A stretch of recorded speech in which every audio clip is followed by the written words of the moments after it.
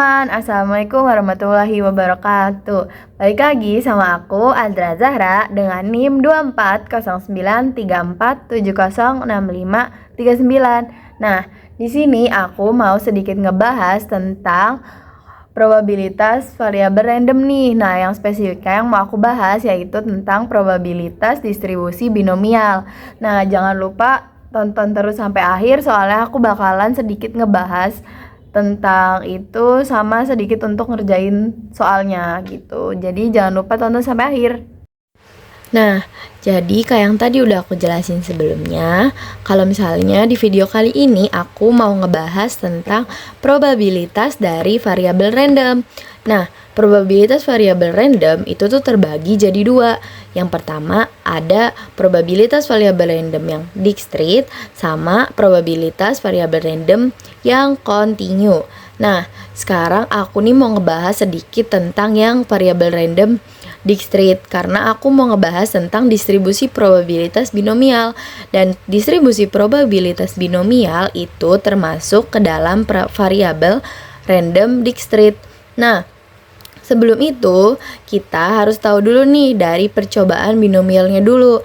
Nah, percobaan binomial itu bisa kita misalkan melakukan percobaan berulang yang memungkinkan terjadinya dua hasil, yaitu yang pertama, itu ada peristiwa yang ditanyakan atau variabel acaknya itu bisa jadi terjadi. Dan yang kedua, peristiwa yang ditanyakan variabel acaknya tidak terjadi. Nah, kita bisa pakai contoh melempar satu uang logam 2 kali. Jadi di uang logam itu kan ada gambar dan angka. Jika hasilnya adalah gambar dan gambar, variabel acaknya itu akan terjadi. Nah, sebaliknya nih, kalau misalnya hasilnya gambar dan angka, itu variabel acaknya tidak terjadi seperti yang terjadi di kemungkinan yang kedua gitu. Nah, dari percobaan ini itu dinamakan percobaan Bernoulli. Nah, jadi bisa kita kelompokkan dengan gampangnya itu kita bisa kelompokkan jadinya P itu sama aja dengan ditanya dan Q itu tidak ditanya. Maka sama dengan 1 itu sama dengan P. Nah, karena kalau misalnya P ditambah Q itu sama aja 1. Jadi hasilnya itu 1 gitu. Mau P-nya berapa ditambah Q-nya berapa, hasilnya itu pasti nanti akhirnya itu akan 1 gitu. Nah, oke. Jadi sekarang ini ada rumus dari distribusi probabilitas binomial.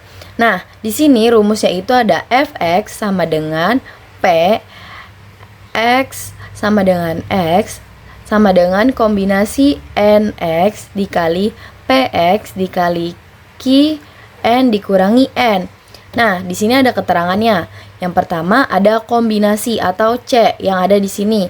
Itu adalah kombinasi. Nah, x itu adalah variabel acaknya yang ada di sini, sini, dan sini. Itu termasuk variabel acaknya.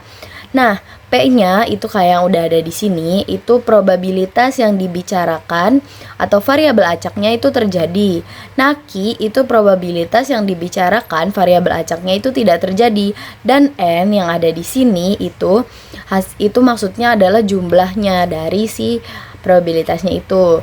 Oke, selanjutnya kita mau sedikit ngebahas tentang contoh soal yang ada di sini nih. Nah, contoh soal yang ada di sini itu kan dalam suatu sistem pembangkit energi, pembangkit listrik tenaga angin terdapat 10 turbin angin. Berdasarkan data pemeliharaan, kemungkinan sebuah turbin mengalami gangguan dalam 1 minggu adalah 0,5. Berapa probabilitas bahwa tepat 3 dari 10 turbin mengalami gangguan dalam minggu tersebut. Nah, kita bisa tuliskan dulu di sininya. Diketahui itu. Nah, di sini kita udah tertulis terdapat 10 turbin angin. 10 turbin angin itu adalah jumlah dari turbin anginnya. Berarti kita bisa tulis bahwa N sama dengan 10. Nah, N sama dengan 10. Setelah itu, apalagi nih yang udah diketahui? Coba kita baca lagi. Berdasarkan data pemeliharaan, kemungkinan sebuah turbin mengalami gangguan dalam 1 minggu adalah 0,5. Nah, ini berarti variabel acaknya itu terjadi karena dia udah pasti apa kemungkinannya itu sudah pasti 0,5 gitu. Jadi ada kemungkinan bahwa selama 1 minggu itu gangguannya 0,5. Jadi kita bisa tuliskan P-nya itu sama dengan 0,5. Bisa juga kalau dipecahkan kita tulis 1/2. Nah, setelah itu apalagi yang ada yang diketahui dari soal ini. Kita baca lagi lanjutnya. Berapa probabilitas bahwa 3 dari 10 turbin?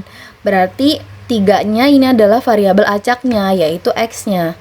Jadi X sama dengan 3. Nah, jadi X-nya itu sama dengan 3. Nah, yang ditanyakan sama dengan itu adalah PX X. Nah, gini. Ini ditanyakannya. Nah, setelah itu mari kita coba jawab ya. Kita tulis jawab. Nah, kita bisa tuliskan rumus ini di sini karena kita pakai yang itu. Oke. Kita tulis aja Fx sama dengan P X sama dengan C N X dikali P X Q N dikurangi X.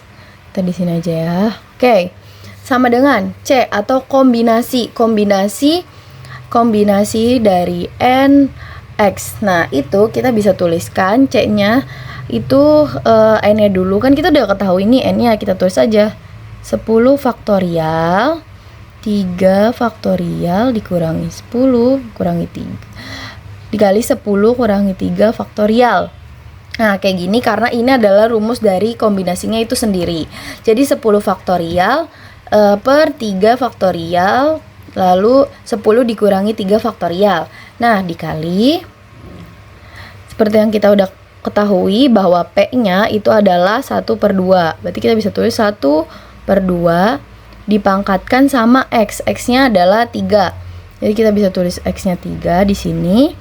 Lalu Q-nya itu adalah sama karena kayak yang seperti di sini ditulisnya itu 1 dikurangi sama Pi atau P ditambah Q sama dengan 1. 1 dikurangi P. P-nya itu kan 1/2. Berarti itu kan hasilnya 1/2 juga. 1/2 dikali N-nya 10 dikurangi sama X. 10 dikurangi 3 itu 7.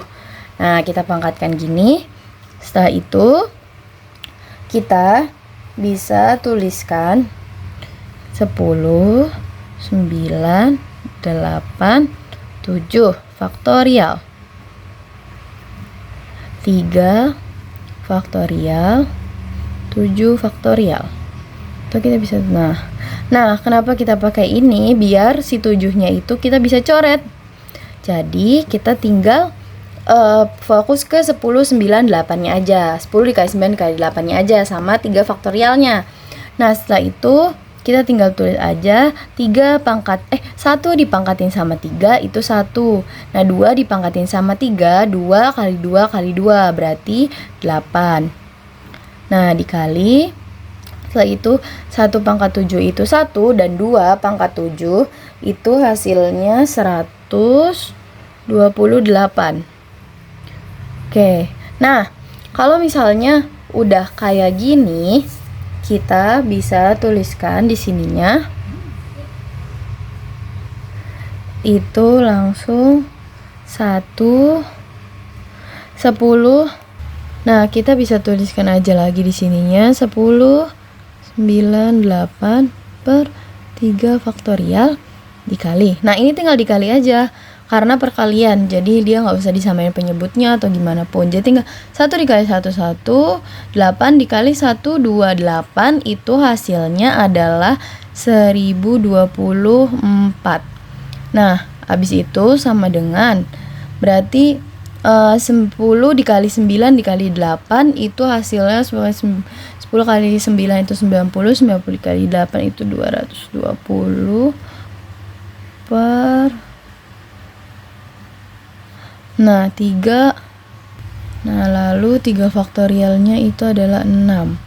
Nah, lah tinggal dibagi sama 1, 10, 24. Hah? 1024. Nah, ini tinggal dikali aja seperti biasa. 220 per 1024 dikali sama 6, yaitu jadinya 6144. Nah, kayak gitu. Nah, ini itu hasilnya adalah berarti 0,34.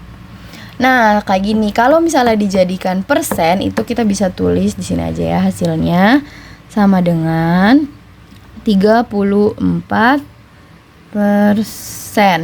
Maka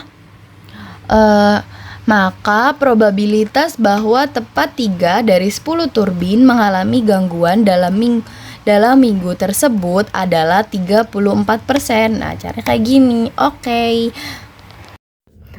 Nah, itu aja yang tadi bisa aku jelasin tentang probabilitas distribusi binomial. Kalau misalnya perhitunganku ada yang salah atau keliru, tolong dikoreksi. Kalau misalnya kalian juga punya cara lain, boleh banget kita buat diskusi bareng-bareng. Nah, segitu aja yang bisa aku jelasin. Kurang lebihnya mohon maaf. Wassalamualaikum warahmatullahi wabarakatuh. Jangan lupa like, comment, and subscribe. Bye-bye.